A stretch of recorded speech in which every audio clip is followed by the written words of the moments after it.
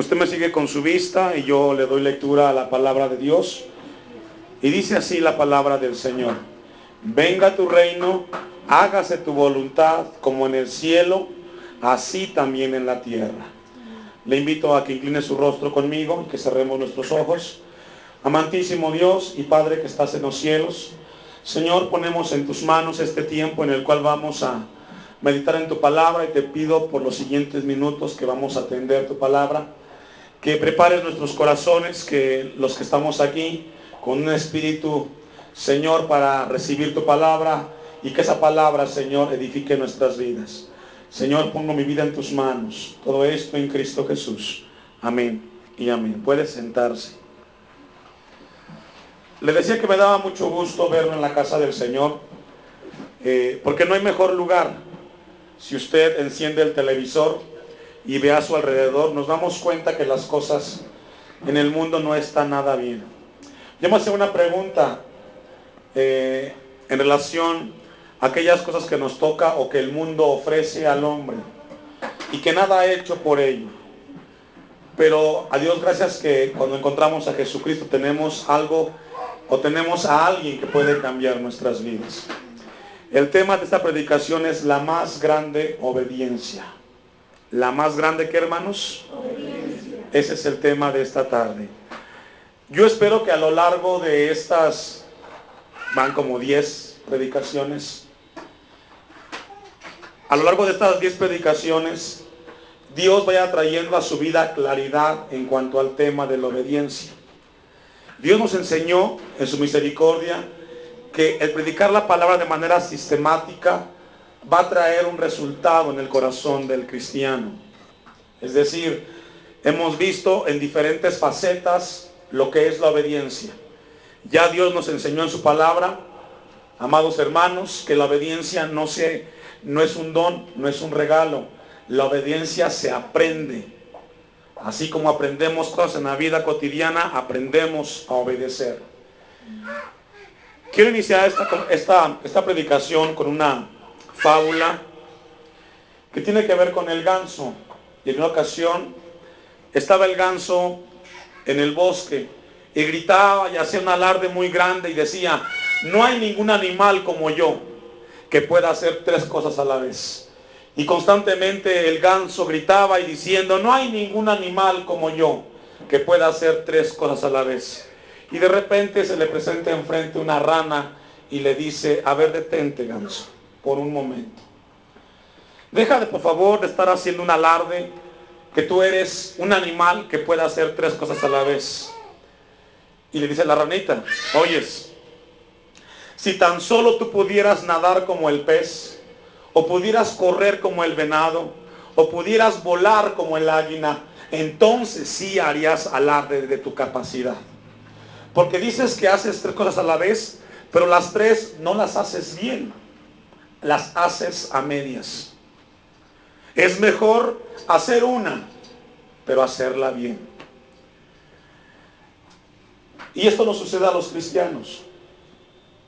Decimos que hacemos tantas cosas como cristianos,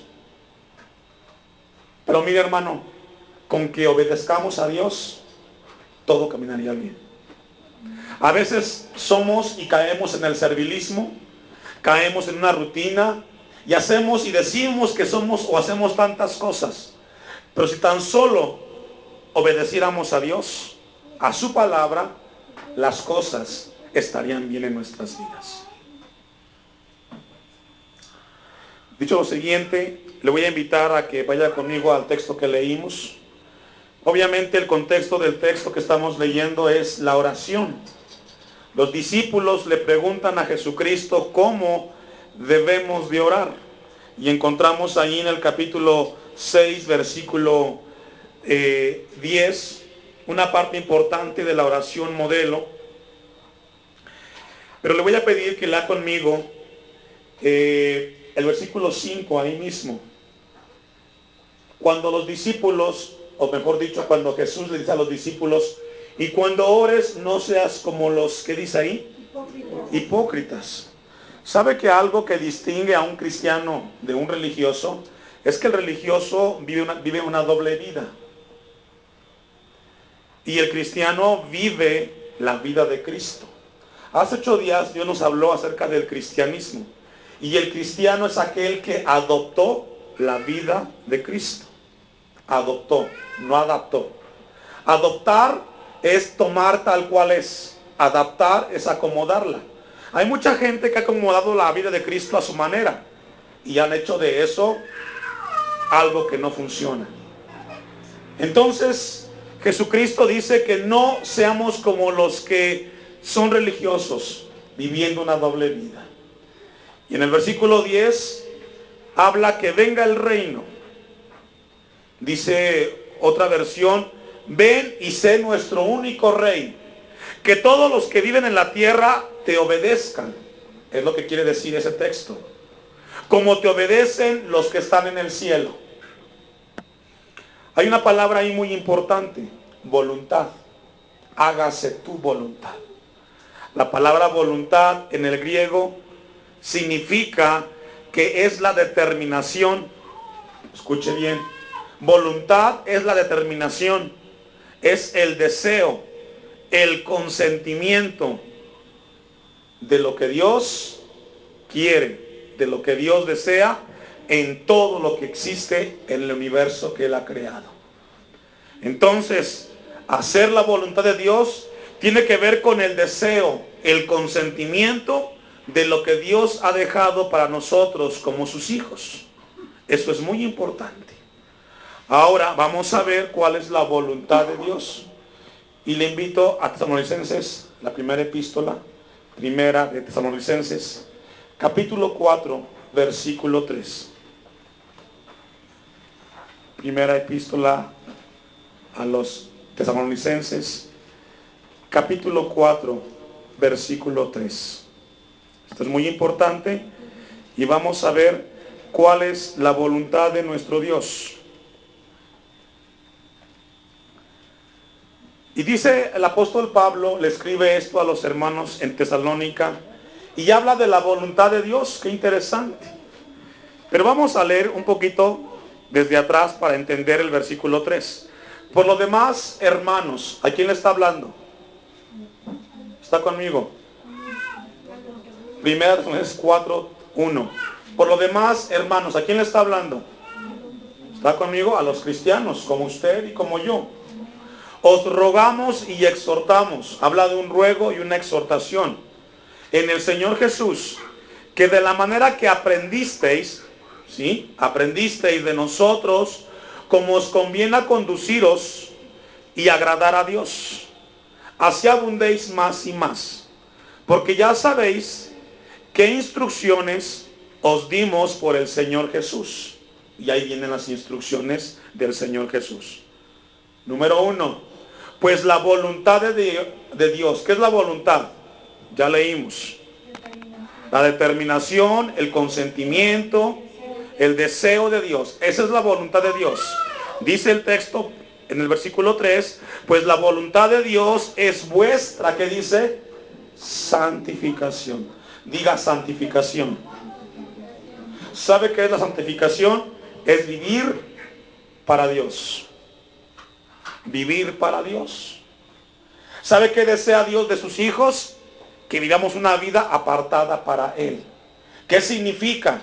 No vamos a dejar este mundo, tenemos que trabajar, tenemos que hacer cosas, tenemos que ir a la escuela, pero como hijos de Dios tenemos que vivir no como los que no tienen a Dios, sino como cristianos, leyendo la palabra, orando, enseñando a nuestros hijos y siguiendo la voluntad de Dios. La voluntad de Dios, el deseo, el anhelo de Dios es que cada hijo de Él viva una vida santa. Y comienza a mencionar ahí un ejemplo, que os apartéis, ¿de qué? De fornicación. Ahí la palabra fornicación es un deseo sexual desviado. Hoy nosotros tenemos que entender que el deseo de Dios es vivir una vida apartada para Él. Hoy por lo regular la gente que asiste a una iglesia vive la vida como le parece. Vive una vida en la cual Dios no aparece en ese momento. Pero enseña aquí el texto que la voluntad de Dios es que vivamos una vida, que dice, hermanos, santa a nuestro Dios. Voy a pedirle a que me acompañe a un texto que está en Juan capítulo 5, versículo 30. Evangelio de Juan, capítulo 5, versículo 30. Y vamos a ver, y aquí encontramos a Jesucristo. Es el modelo más grande que tenemos los cristianos en cuanto a la obediencia, Jesucristo. Dice Jesucristo, no puedo yo hacer nada por mí mismo. Según oigo, así juzgo. Y mi juicio es justo, porque no busco mi voluntad, sino la voluntad del que me envió, la del Padre. Encontramos en Jesucristo que la voluntad de Dios era en su vida algo importante. Ahora Dios nos pregunta en esta tarde, ¿estás tú viviendo la voluntad de Dios? ¿Tus hijos están viviendo dentro de la voluntad de Dios? ¿Están viviendo una vida apartada para Dios? ¿O qué está haciendo de nuestras vidas? La más grande obediencia, hermanos, es la siguiente: hacer la voluntad de Dios. Hacer el deseo de Dios es la voluntad más grande. En una ocasión estaba una mujer en un hospital, enferma, una mujer cristiana, con una enfermedad terminal. Pasó muchos meses en el hospital y de repente vino una hermana a visitarla y le dijo, hermana, ¿cómo se encuentra? Y le dice, estoy cansada, me siento mal. Y le pregunta a la hermana visitante, a la que estaba en la camilla, en el cuarto, en el hospital, le dice, oyes, si en este momento Dios te permitiera a ti tener un deseo y te dijera Dios, si hoy tú pudieras decir y yo lo haría, ¿qué pedirías en este momento? ¿Qué le pedirías tú a Dios? ¿Le pedirías que te levantara de este lugar? Y la hermana que estaba sobre la camilla dice lo siguiente, si yo pudiera tener en este momento el deseo de pedirle algo a Dios, yo le pediría a Él que siga haciendo su voluntad en mi vida. ¿Sabe por qué, hermanos? Porque la voluntad de Dios es perfecta y nunca se equivoca. ¿Sabe? Lo que Dios hace en su voluntad es ponernos límites. Ustedes aquí tenemos muy familiar la cuestión del ganado y de las ovejas. Usted ha visto que a las ovejas hay que meterlas, hay que guardarlas en un corral. ¿Ese corral qué significa para las ovejas? Significa un lugar de resguardo. Significa un lugar que tiene límites. ¿Qué pasa si usted llega en la tarde, noche y mete las ovejas al corral y una oveja se sale? En ese momento la oveja que salió, además de lo que ustedes me dijeron, estará expuesta al peligro, porque ya no estará resguardada en el lugar en el cual está protegida con las demás ovejas. Son límites. Tristemente, mucha gente a los límites de Dios no les gusta. Pero ¿sabe qué, hermanos? Un límite de Dios siempre traerá paz a tu vida. Siempre. Cuando usted mete a sus ovejas en el corral, ¿por qué lo hace? Porque sabe que es un lugar seguro para ellas. Que ahí tendrán un techo, ahí tendrán comida y estarán bien. Ese corral es el límite para ellas. De igual manera, la voluntad de Dios tiene límites para los cristianos. Cuando Dios te dice, no cometerás adulterio, no vas a codiciar a la mujer de tu prójimo, son límites. Límites para que no nos expongamos y nos lastimemos. Siempre que los cristianos hagamos la voluntad de Dios, mis hermanos, esos límites nos van a ayudar para que no nos golpeemos en la vida. Entonces la palabra de Dios nos enseña que esos límites van a guardar nuestras vidas.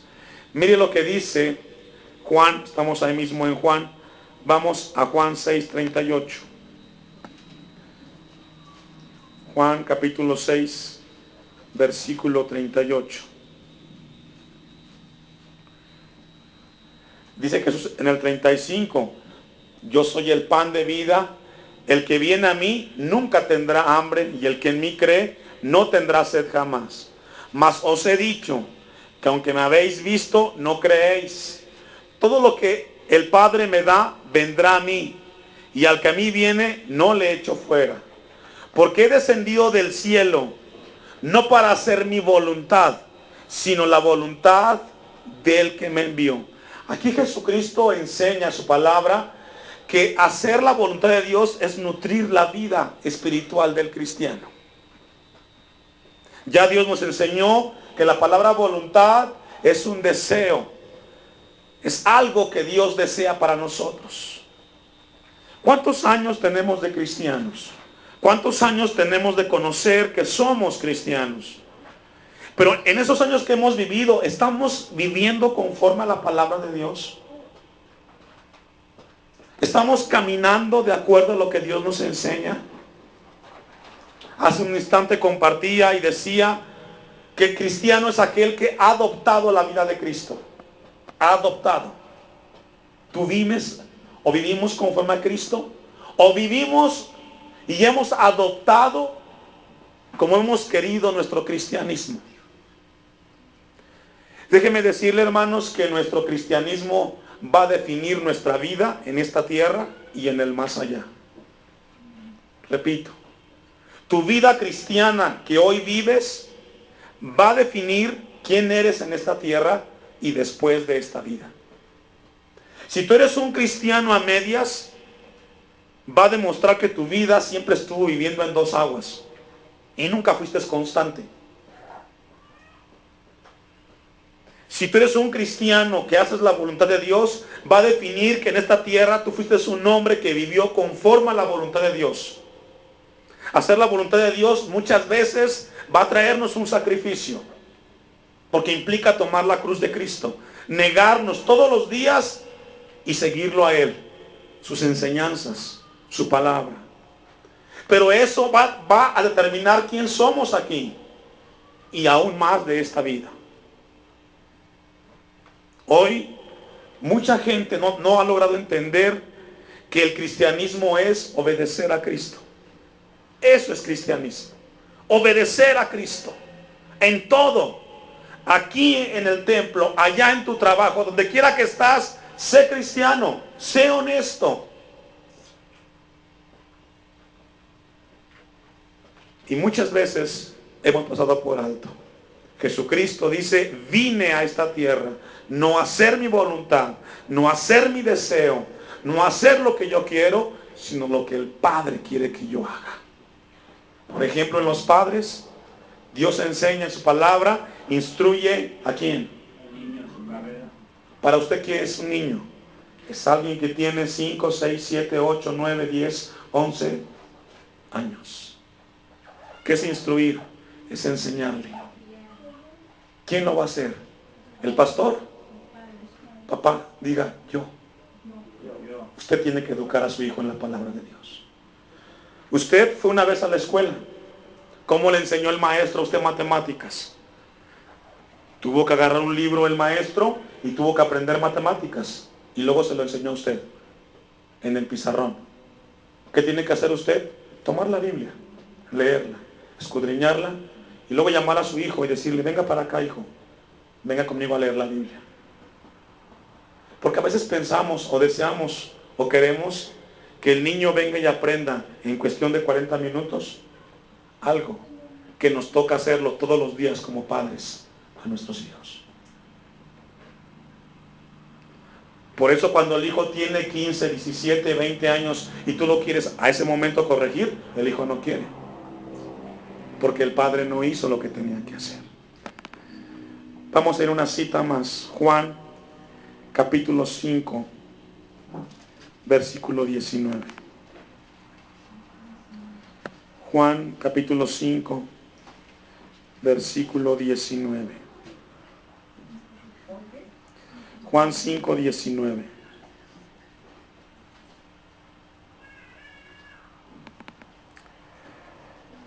¿Sabe que Jesús nunca hizo nada de lo que no estuviera dentro de la voluntad de Dios?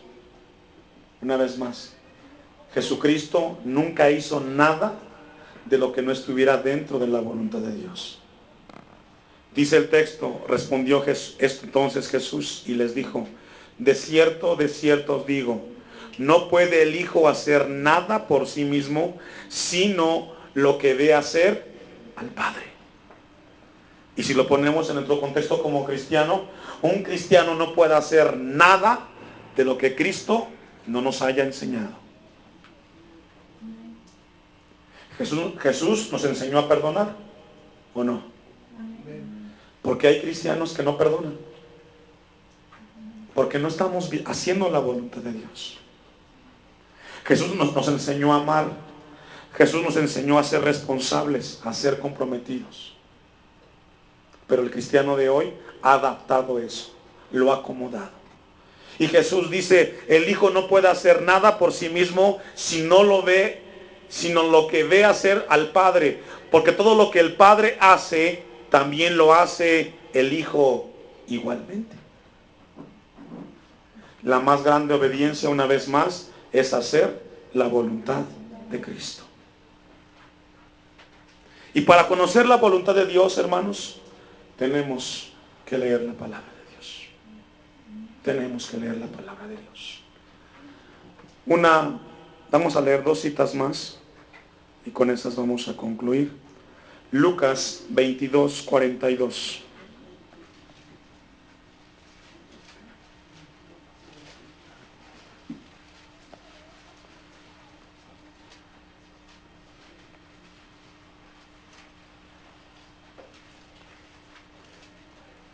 Y encontramos en este texto cómo Jesucristo, Lucas capítulo 22, versículo 42. Aquí encontramos el pasaje cuando Jesucristo está a punto de ser entregado. Y dice el versículo 42, Jesucristo está hablando con el Padre y le dice, Padre, si quieres, pasa de mí esta copa. ¿Qué significa esta copa? Significa el sufrimiento que vendría de ser entregado ante los judíos, ser golpeado, maltratado, llevar la cruz y ser crucificado en lo más alto del monte Gólgota. Hacer la voluntad de Dios, mis hermanos, siempre va a implicar un sacrificio. Siempre. Va a implicar sacrificio de tiempo, de compromiso. Y Jesús dice, si quieres, pasa de mí esta copa, esta prueba, pero no se haga mi voluntad. Fíjese, pero no se haga como yo quiero, sino la tuya. Señor, yo quisiera educar a mis hijos de tal y cual manera, quisiera formar mi vida de tal y cual manera, pero no quiero hacerlo así, quiero hacerlo conforme a tu palabra. Enséñame. Porque yo sé que en su vida hay una manera de pensar y usted quiere hacer negocios a su manera, usted quiere dirigir a sus hijos a su manera, pero dice el cristiano, Señor, yo quiero hacer tu voluntad. Decía al inicio, qué importante es estar en la casa de Dios para escuchar. Vea usted, salga de este lugar, vea a su alrededor, local, nacional y mundialmente. ¿Qué logra ver en el televisor? Un mundo en caos. Un mundo donde el hombre ha hecho la voluntad del mismo. Y yo le pregunto, ¿el mundo en las manos del hombre ha mejorado? ¿Está mejor el mundo ahora? Está peor. Hay más guerras, hay hambres, hay problemas, hay corrupción, hay falta de valores. No hay nada allá afuera. El hombre desechó a Dios y dijo, vamos a educar y a crear nuestro mundo a nuestra manera. Y ahí están los resultados. Porque no está en el hombre, hermanos. Hay un libro que nos enseña a vivir una vida en un nivel muy alto y es la palabra de Dios. La más grande obediencia es hacer la voluntad de Dios. Y la voluntad de Dios es obedecer a lo que Cristo nos dejó en su palabra. Le invito a que se ponga de pie. Hay una cita, así puesto de pie, con su Biblia en mano. Romanos 12, versículo 2.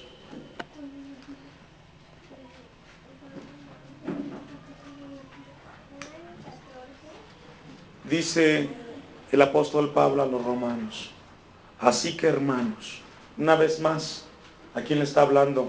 A los cristianos, a los santos de Dios. Os ruego por las misericordias de Dios que presentéis vuestros cuerpos en sacrificio vivo, santo, agradable a Dios, que es vuestro culto racional. Vea el texto 2, es muy importante.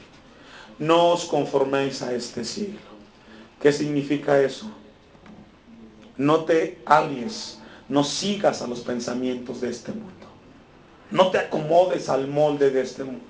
Si en el mundo hoy se están divorciando, hacen de tal o cual manera las cosas, no lo hagan como ellos, sino transformaos por medio de la renovación de vuestro entendimiento. ¿Sabe cómo se da esa renovación? Leyendo la palabra, estudiándola.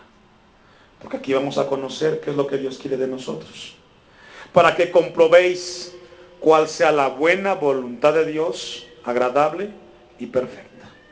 Solo ustedes, santos de Dios, van a conocer cuál es la voluntad de Dios, agradable y perfecta, si estudian la palabra de Dios.